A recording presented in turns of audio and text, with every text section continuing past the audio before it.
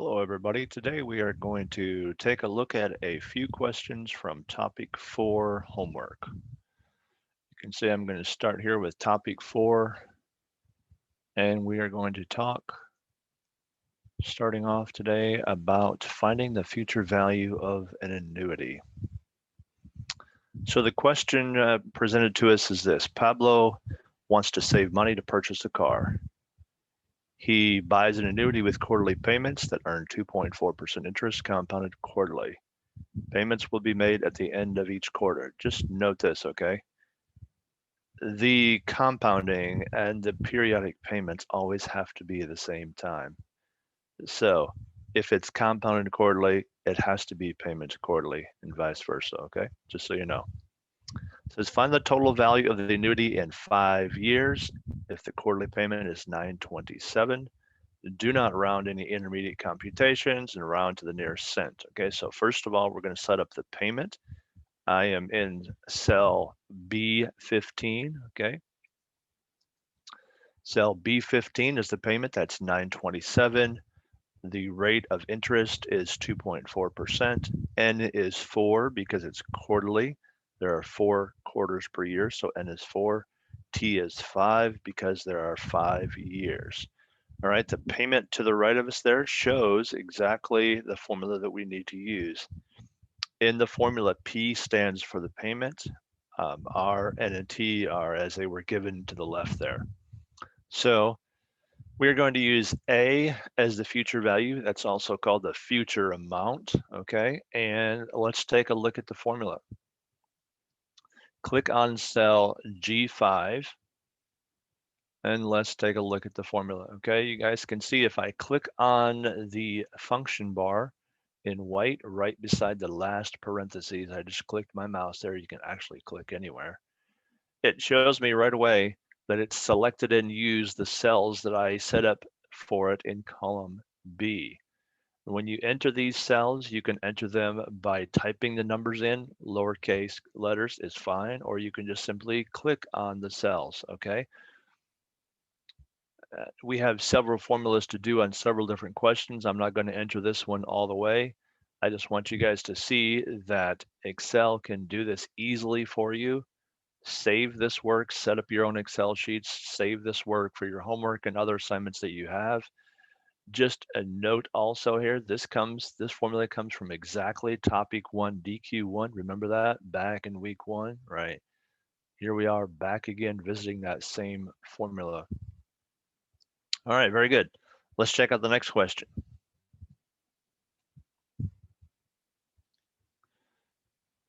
You can see down here, I'm moving across the tabs at the bottom right. Homework number 16. All right, we want to find the effective annual interest rate of a loan or investment. Susan took out a loan for $6,500 that charges an annual interest rate of 8.6% compounded daily. Assume there are 365 days in a year. Let's go for it, all right? So first of all, we want to find the amount owed after 1 year, assuming no payments are made. So the setup is in L, column L. The initial principal of the loan was $6,500. The rate of interest is 8.6%. There are 365 days per year. Compounded daily means N is 365. And it says no payments are made for 1 year, so therefore T is 1. All right, I'm going to use the payment highlighted there in yellow, or the future value formula rather. I'm going to show you guys. I'm going to walk through this one with you, okay? So walk through this with me and let's watch, okay? All right, so there's no formula there. Remember in Excel, just like in major assignment 1 and everything else you've done in the DQs, begin your formula with equals. Now let's follow it. There's P, just click. You don't have to type, just click. Click right there. L4, click on it. Asterisk, that's shift 8, parentheses, 1 plus R, just click on it with your mouse. Left click on cell L5, /, left click on N, that is L6, parentheses, caret key, remember that shift 6, open parentheses, N, once again, just click on it. L6 times T L7, close parentheses. You can see the whole formula up in the toolbar, right? The formula bar rather. It's all highlighted in different colors to show you exactly where those cells are on the Excel sheet itself, okay? Just hit enter. All right, it's rounded very nicely to the nearest cent. Remember, all you have to do to get that to change is just go click up here on the dollar sign right up on your toolbar, and it formats for you automatically. All right. Now, next, the effective annual yield is also called the annual percentage yield, all right, because it is a percentage. Let's click on this formula and see what we've done here. All right, so the annual percentage effective rate or annual yield looks like 1 plus R, right? Let's make sure we're getting this all together here. Let me grab my pencil. All right, it looks like this is equal to 1 plus R divided by N, right?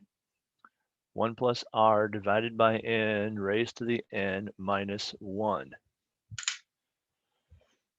All right, so when I go back up and look at this formula, I can see what I'm following here, right? Click on the formula bar once again. You can see I have 1 plus R is in cell L5 divided by N, that's L6, close parentheses, raised to the L6, once again, which is N minus 1.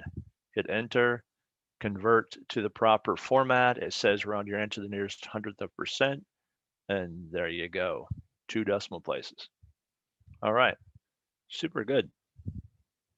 Let's clear this out and check another one. All right, homework number 17. We're looking to find the down payment, the loan amount, and the monthly payment for a loan. Susan plans to purchase a new truck. The dealer requires 20% down payment of the original amount. Susan will finance the rest with a fixed rate amortized auto loan at 8.5% interest compounded over 6 years. Now remember, since it's monthly payments, it must be monthly compounding. All right, so let's check it out. Part A says, find the required down payment. So the loan, I'm going to call it P. The principal amount of the loan is P. The down payment rate is 20%. The down payment is simply the amount of the loan times the rate. Click on your formula bar once again. You can see that I've just simply entered L4 times L5 to multiply the two together. That's my down payment. So how do I calculate the amount of the loan then, right? The amount of the loan is, in other words, this is the amount that I'm going to finance, right? The principal amount of the vehicle is not being financed. I am financing the principal out minus the down payment, which leaves me with a loan amount of $31,200. Therefore, that becomes my principal amount, my new principal for the loan value. All right, so this is what I'm going to loan, or borrow rather. The loan value is what I'm going to borrow. R is 8.5, N is 12, because once again, we're having monthly payments, so therefore it must be monthly compounding over 6 years. Let's go down and take a look at our payment once again, everybody, okay? Here's the payment given to you in yellow. Let's click on the cells. Notice when I click on the cells, I'm taking P, which is my principal amount, that's L12, times the rate divided by N, that's L13 divided by L14. You guys can easily see the progression of that formula as I continue here. And note, okay, this is also going to be on major assignment 2. So as you prepare yourself for the homework, you're preparing yourself for major assignment 2 in week 4 as well. All right, very good. Thank you guys. Let's go to the next one. Homework number 23. All right, finding the monthly payment, the total payment, the interest paid for a loan. So Charlie borrowed money from the bank to buy a motorcycle. He took out a personal loan for $11,000 at a rate of 4.15%.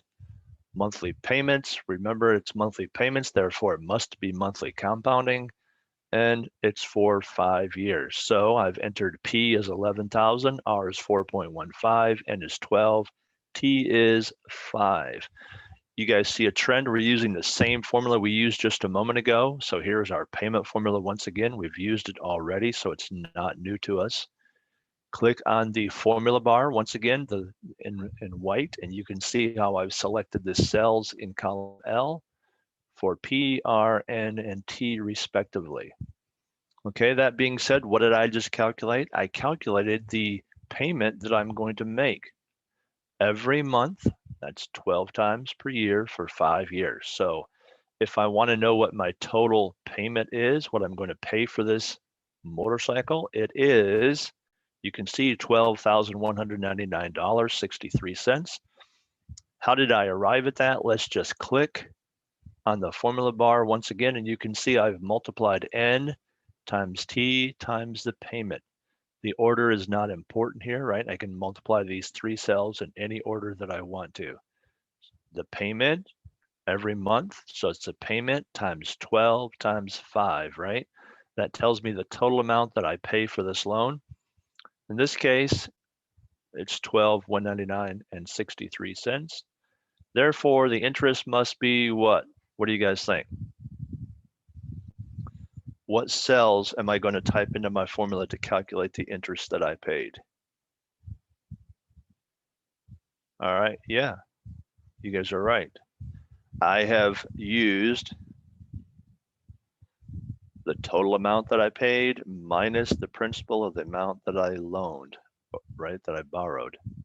All right, so the total amount minus the principal. So clicking once again, the mouse on the formula bar, you can see here in Excel, I have used equals L12, which is my total, minus the principal P, and a very simple formula gives me a return a value of $1,199.63 that I paid in interest for this motorcycle. All right, very good. Let's keep going.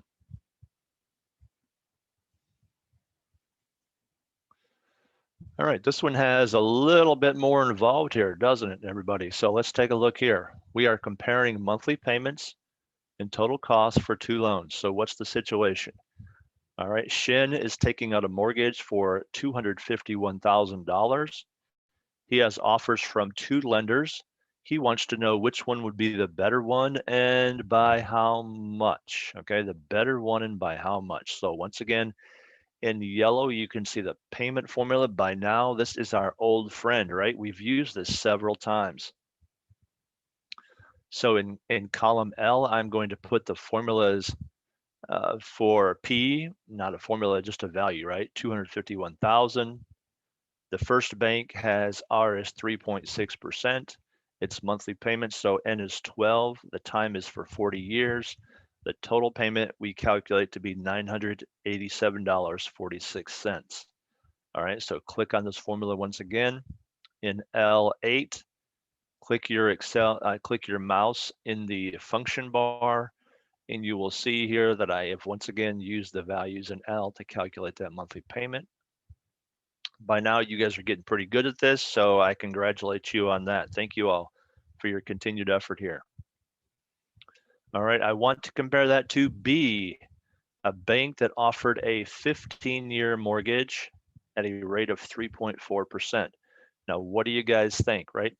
Just thinking about it logically, we'd have to know that the payment is going to be a lot more, right? Why is that? Because it's less than half the time, right? The first loan was for 40 years. The second loan is for 15 years. Therefore, we would expect the payment to be much higher because we have to pay it off in a much less time. All right, notice the interest rate is also a little bit lower for the 15-year loan, and that is because why?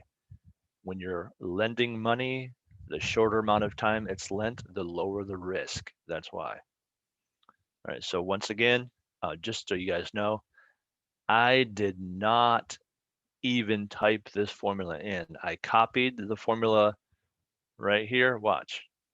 You guys want to see me do it? Watch. Just delete this. Okay. No, it's not going to be that bad. All right. Just delete it. Go up here. Click on cell L8. Control C is in cat, right? Control C on my keyboard. Drop it down to cell L14 and do Control V as in Victor. And all the work is done. That's pretty nice, right? I didn't do any work. I just copied and pasted. All right, so I have both loans calculated. You can see there's obviously a vast difference in the loan payment, and that is because of the length of time of the loan. Now, it says, suppose Shin pays the monthly payment each month for the full term. In other words, they pay for all 40 years, 12 months, $987 a month, 15 years, 12 months, $1782 a month. Which lender's mortgage loan would have the lowest total amount to pay off and by how much? Well, the total for loan A, okay, when I say total A, that's the total loan A. That's from the Savings and Loan Association. $473,981.79. Remember, once again, that is the, go ahead and click your mouse right in the formula bar, N times T times payment. Number of payments per year times the number of years times the payment. Do the exact same thing for the loan B, that's the bank loan. And you will see it is, once again, the compounding period, that's 12 times 15 for years times 1782 for payment. Hit enter, and I have a total mortgage payoff of $320,769.81. So it's pretty obvious to at the time now which one is best. The best would be to go, if you're just talking about interest, right? Now, of course, if you couldn't make the payment for the 15-year mortgage, it wouldn't matter. But all things being equal, if I can make that payment, I would rather go with the bank that has the 15-year mortgage because it saves me a whopping $153,211.98. So I would go there with the bank because it saves me a ton of cash. All right, we are doing great, guys. One more question here. All right, just hang with me a few more minutes here. Let's go to number 25. This is the last homework question. So let's take a look at it here together. All right, this question, we want to compare monthly payments for subsidized and unsubsidized student loans. Okay, so Tammy had 5 years left in college. When she did, she took out a loan for $17,512. The loan has an annual interest rate of 2.7%. After 5 years, she graduated and began repaying the loan immediately upon graduation. According to the terms of the loan, Tammy will have to make monthly payments for 10 years after graduation. During the 5 years she was in school not making payments, the school accrued simple interest. All right. So accrued simple interest while she was in school. All right, first of all, let's suppose that she had it subsidized. What does that mean? It means the government paid for the interest while she was in school. Therefore, when she was starting to make payments after 5 years, the loan amount was still the same because no interest had been accrued, right? So we are old friends with this payment formula. We have the amount of the loan, R, the rate, N, and T, the amount of time we have to pay off this loan. At this rate, you can see that Tammy's going to have to make payments of $166.68 per month. All right, now, during the 5 years she was in school and not making payments, the loan accrued simple interest. All right, so I need a simple interest formula. This would be the future value, right? For what? I'm looking at the future value after 5 years. So if it accrued simple interest for 5 years, I need that future amount. Okay, that's what I'm looking for. Simple interest, it says, not compound. All right, you can see the formula that I've typed in here is a compound interest formula, so I have to modify this. You guys ready to help me out? How do I modify this formula to be future value simple interest, not compound? All right, you guys remember what that is? 1 plus the rate times the time, right? That's simple interest. All right, so hit enter, and let's plug this directly into our formula. I'm going to go right up here to column J and cell 11. So J11, you guys with me? Let's go.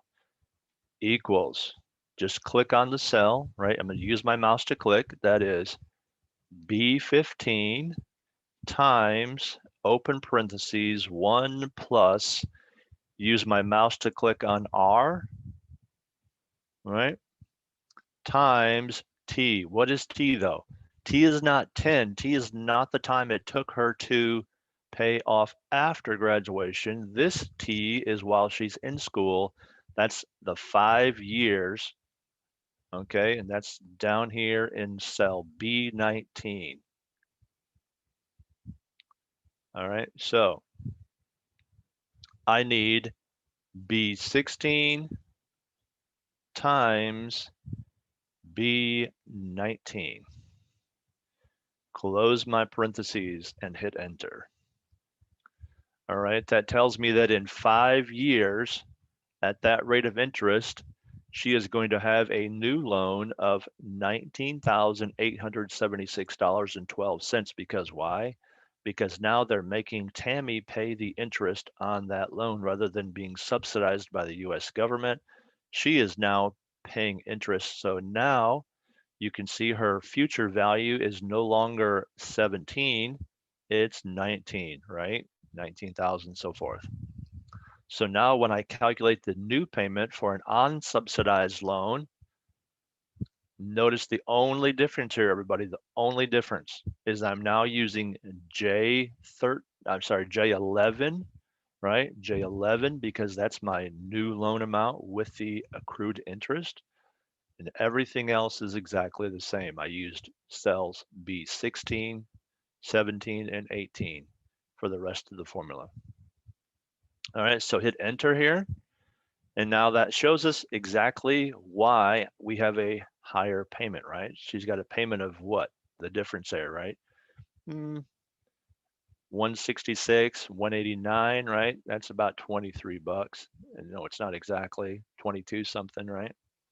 So it's a little bit higher because of the interest that was accrued during those 5 years while she was still in college.